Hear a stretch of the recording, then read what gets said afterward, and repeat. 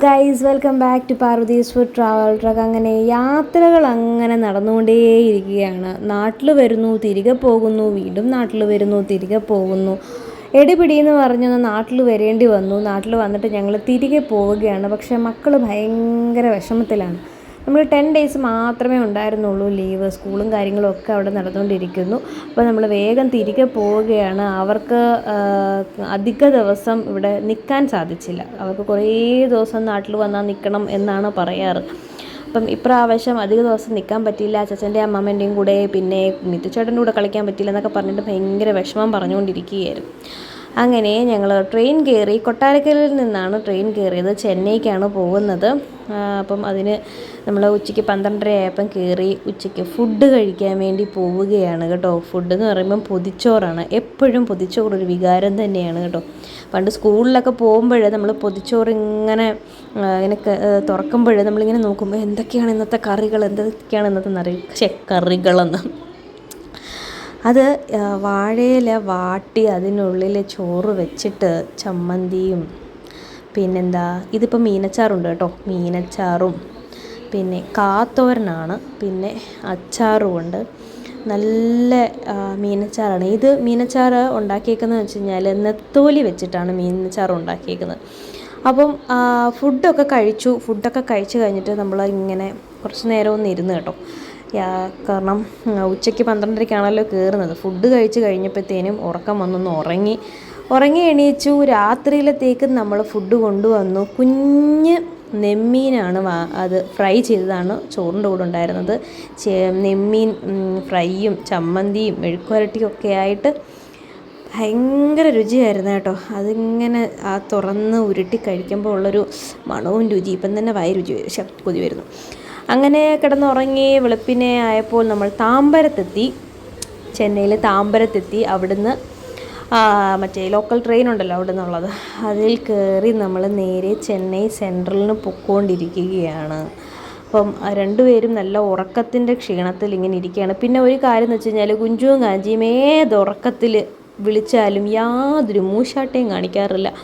അവർക്ക് യാതൊരു എടുക്കണമെന്നോ നിർബന്ധമോ അങ്ങനെയുള്ള ഒരു പരിപാടിയും ഇല്ല. അവരിങ്ങനെ നമ്മളെ ശല്യം ചെയ്യാറില്ല. അങ്ങനെ നമ്മൾ ചെന്നൈ സെൻട്രലിൽ നിന്ന് ഡുരൻഡോയ്ക്കാണ് കയറുന്നത്.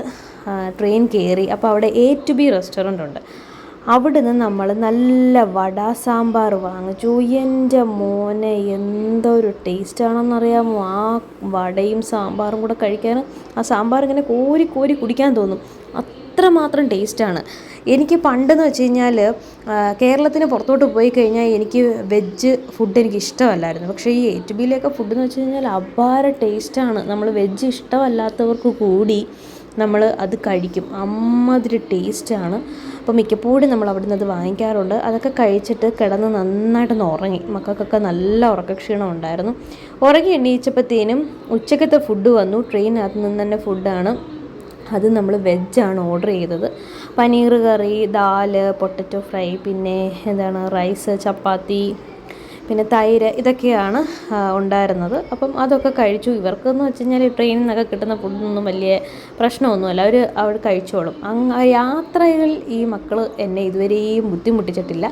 അങ്ങനെ ചോറൊക്കെ കഴിച്ച് കഴിഞ്ഞപ്പോഴത്തേനും ഐസ്ക്രീം കിട്ടി. ഐസ്ക്രീമൊക്കെ കഴിച്ച് കിടന്നുറങ്ങി. നെക്സ്റ്റ് ഡേ രാവിലെ തന്നെ ഞങ്ങളുടെ സ്ഥലത്ത് തിരിച്ചെത്തിയിരിക്കുകയാണ്. ഇനി സ്ഥലത്തെ കുറച്ച് കാഴ്ചകളൊക്കെ ഞാൻ കാണിച്ചു തരാം. 1-2 പേര് എന്നോട് പറഞ്ഞു, നീ ഇത്രയും ഇങ്ങനത്തുള്ളൊരു സ്ഥലത്ത് ജീവിച്ചിട്ട് അവിടുത്തെ എനിക്ക് പൊതുവെ ഇവിടെ ഇഷ്ടമല്ല കേട്ടോ. അപ്പം ഞാൻ എപ്പോഴും നാട്ടിൽ ചെല്ലുമ്പോൾ എന്ത് പന്ന സ്ഥലമാണ്, ഈ സ്ഥലത്തെ ആൾക്കാരെ എനിക്കിഷ്ടമല്ല, സ്ഥലം ഭയങ്കര വൃത്തികെട്ട സ്ഥലമാണെന്നൊക്കെ പറഞ്ഞിട്ട് ഞാനിങ്ങനെ എപ്പോഴും പറയും. അപ്പോൾ എന്നോട് അത് കേൾക്കുന്നവരൊക്കെ പറയും, എങ്കിൽ പിന്നെ നിനക്ക് യൂട്യൂബ് ചാനലൊക്കെ ഉള്ളതല്ലേ, നീ അതൊക്കെ വീഡിയോ എടുത്തിട്ട് ആൾക്കാർ കാണട്ടെ, നീ പറയുന്ന വൃത്തിഹീനമായ അന്തരീക്ഷത്തിലൂടെയാണോ നീ കടന്നു പോകുന്നത്, ഞങ്ങളൊക്കെ ഒന്ന് കാണട്ടെ എന്നിങ്ങനെ എപ്പോഴും പറയാറുണ്ട്. അപ്പം പലപ്പോഴും എനിക്ക് മടിയാണ്. ഞാൻ പുറത്തിറങ്ങി കഴിഞ്ഞാൽ ഞാൻ ഫോൺ എടുക്കാനൊക്കെ എനിക്ക് മടിയാണ്. കാരണം എതിരെ വരുന്ന ആൾക്കാർ ഫോൺ തട്ടിപ്പറിച്ചുകൊണ്ട് പോയാലോ എന്ന് പോലും പേടിയാണ്.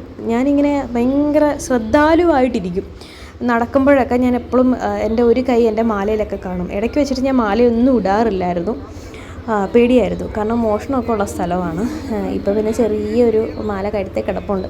എന്നാലും ഏട്ടൻ പറയും അതൊക്കെ ഊരി വെച്ചൂടായോ, ഉള്ളതും കൂടെ എന്തിനാ എടുത്ത് കള്ളന്മാർക്ക് കൊടുക്കുന്നത് എന്നൊക്കെ പറയാറുണ്ട്. അപ്പോൾ ഫോണൊക്കെ ഇങ്ങനെ എനിക്ക് പിടിച്ച് വീഡിയോ എടുക്കുമ്പോൾ ആരെങ്കിലും കയ്യിൽ നിന്ന് തട്ടിപ്പറിച്ചുകൊണ്ട് പോകുമോ എന്നൊക്കെ ഉള്ള പേടി എനിക്കുണ്ട് കേട്ടോ. അങ്ങനെയുള്ള മനുഷ്യരാണ് ഇവിടെ ഉള്ളവർ. കണ്ടില്ലേ, റെയിൽവേ സ്റ്റേഷന് മുൻവശമാണ് ഇത്. ഇവിടുത്തെ മെയിനായിട്ടുള്ള ടൗൺ ഏരിയയാണ്. കണ്ടില്ലേ, നിങ്ങൾക്ക് വ്യക്തമാവുന്നുണ്ടോ വീഡിയോയിൽ? എത്രമാത്രം നിങ്ങൾക്ക് വ്യക്തമാവുന്നുണ്ടെന്ന് എനിക്ക് അറിയില്ല. എന്നാലും ഇനി ഞാൻ വരും വീഡിയോകളിലെല്ലാം ഞാൻ പറ്റുന്ന കണക്ക് കാണിക്കാം. നിങ്ങൾക്ക് താല്പര്യമുണ്ടെങ്കിൽ നിങ്ങൾ കമൻറ്റ് ചെയ്യുക. ഇത് കണക്ക് ഈ നഗരത്തിൻ്റെ കാഴ്ചകളൊക്കെ കാണണം എന്നുണ്ടെങ്കിൽ കമൻറ്റ് ചെയ്യുക. അങ്ങനെയാണെങ്കിൽ ഞാൻ കൂടുതൽ വീഡിയോസൊക്കെ ഇട്ട് കാണിക്കുന്നതാണ്. ഇതിപ്പോൾ രാവിലെ 7 മണിയാവാൻ പോകുന്നതേ ഉള്ളൂ. അതുകൊണ്ട് തന്നെ വലിയ തിരക്കും കാര്യങ്ങളും ഒന്നുമില്ല കേട്ടോ. ട്രാഫിക്ക് ഭയങ്കര മോശമായ സ്ഥലമാണിവിടെ. വല്ലാത്തൊരു എന്നുവെച്ചാൽ അവർക്ക് ട്രാഫിക് റൂളൊന്നും അവർ പാലിക്കാത്തൊന്നുമില്ല. റെഡ് കണ്ടു കഴിഞ്ഞാൽ ഗോ എന്നും ഗ്രീൻ കണ്ടു കഴിഞ്ഞാൽ സ്റ്റോപ്പ് എന്നും ചിന്തിക്കുന്ന മനുഷ്യരാണ് ഇവിടുത്തെ ആൾക്കാർ. എന്നിരുന്നാലും വൃത്തിയുള്ള സ്ഥലങ്ങളും ഒക്കെ ഉണ്ട്. പക്ഷേ കൂടുതലും ഇതുപോലെ വൃത്തിയില്ലാത്ത സ്ഥലങ്ങളൊക്കെയാണ്. ഈ കാണുന്ന സ്ഥലമൊക്കെ കുറച്ച് വൃത്തിയും മെനയും ഉള്ള സ്ഥലമാണ് കേട്ടോ. അതുപോലെ തന്നെ ദാണ്ട് ഈ കാണുന്ന കണക്ക് റോഡിൻ്റെ നടുവിലൂടെ എരുമയും പോത്തും പശുവും അവരുടെ സ്ഥലമാണ് എന്നുള്ള രീതിയിലാണ് അവർ നടക്കുന്നത്. വണ്ടിയൊക്കെ മാറിപ്പോണം. ഹോണൊന്നും അടിച്ചു കഴിഞ്ഞാൽ അതുങ്ങളൊന്നും മാറത്തേയില്ല, ഇങ്ങനെ നിൽക്കും. പ്രതിമയാണെന്ന് തോന്നിപ്പോകും. അതുപോലെ അനങ്ങാണ്ട് നിൽക്കും. കണ്ടില്ലേ, റോഡിൻ്റെ സൈഡിലെല്ലാം ഉണ്ട്. ഒറ്റ നടുക്ക് ഇങ്ങനെ വന്ന് നിൽക്കുവാണ്. അയ്യോ, ഒന്നും പറയണ്ട, അങ്ങനത്തെ ഒരു സ്ഥലമാണ്. കുറേ സ്ഥലങ്ങൾ ഇങ്ങനെ ഇതാണ്ട കണ്ടില്ലേ, കുടിൽ കെട്ടി ഇങ്ങനെ ആൾക്കാർ ഇങ്ങനെ താമസിച്ചേക്കുകയാണ്. ആ ഒരു ഏരിയയിലൊക്കെ മഴയൊക്കെ പെയ്ത് കഴിഞ്ഞാൽ എന്തൊരു ദുരിതമാണെന്നറിയാമോ. പിന്നെ എന്താ പറയുന്നത്, ഒരു വല്ലാത്തൊരു സ്ഥലം. പിന്നെ മോഷണം ഭയങ്കരമാണ്. നമ്മൾ വീടൊക്കെ ലോക്ക് ചെയ്തിട്ട് ഇറങ്ങി പോരുകയാണെന്നുണ്ടെങ്കിൽ, നമ്മൾ ആരെങ്കിലും ഏർപ്പാടാക്കിയില്ലെന്നുണ്ടെങ്കിൽ തിരിച്ചു വരുമ്പം ഒറ്റ സാധനങ്ങൾ കാണത്തില്ല.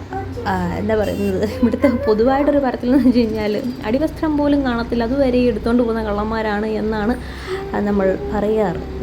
എന്തായാലും അങ്ങനെയൊന്നും ഇതുവരെ മോഷണവും കാര്യങ്ങളും ഒന്നും നമുക്കിതുവരെ സംഭവിച്ചിട്ടില്ല. ഇനി സംഭവിക്കാണ്ടിരിക്കട്ടെ. പിന്നെന്താ പറയുന്നത്, പിന്നെ ഈ പറയുന്ന ഭയങ്കര ഒരു തീവ്രവാദ മനോഭാവമുള്ള ആൾക്കാരാണ് പലരും എന്നാണ് എനിക്ക് തോന്നാറ്. അതൊക്കെ വെച്ച് നോക്കുമ്പോൾ നമ്മുടെ നാടൊക്കെ സ്വർഗ്ഗമാണ്. എനിക്ക് എങ്ങനെയെങ്കിലും ഇവിടെ നിന്നൊക്കെ കിട്ടും പാട്ടവും പറക്കി അങ്ങ് നാട്ടിലെത്തിയാൽ മതി എന്നുള്ളൊരു ചിന്തയിലാണ് ഞാൻ ഇങ്ങനെ ഇരിക്കുന്നത്.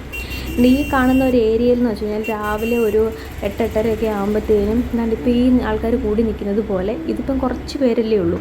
നിറയെ ആൾക്കാർ ഈ ഓരോ ജോലിക്കായിട്ട് ആൾക്കാർ ഇങ്ങനെ വന്ന് നിൽക്കും. അപ്പം എന്ത് പണിയെടുക്കാനാണോ ആളെ ആവശ്യം വെച്ചാൽ അങ്ങോട്ട് ചെന്നിട്ട് പറഞ്ഞാൽ മതി, എൻ്റെ വീട്ടിൽ ഇങ്ങനെ പണിയുണ്ട് വാ എന്ന് പറഞ്ഞു കഴിഞ്ഞാൽ ആൾ വരുന്നു, പണിയെടുക്കുന്നു, പോകുന്നു. അങ്ങനെയുള്ളൊരു സ്ഥലമാണ് അത്. അങ്ങനെ നമ്മൾ ഇങ്ങനെ കാഴ്ചകളൊക്കെ കണ്ട് പോവുകയാണ്. ഈ നാടിൻ്റെ കൂടുതൽ വിശേഷങ്ങളും വിവരങ്ങളും ഒക്കെ നിങ്ങൾക്ക് കാണണം എന്നുണ്ടെങ്കിൽ ഞാൻ വീഡിയോ എടുത്തിടുന്നതായിരിക്കും. അപ്പോൾ ചാച്ചാ, ബൈ.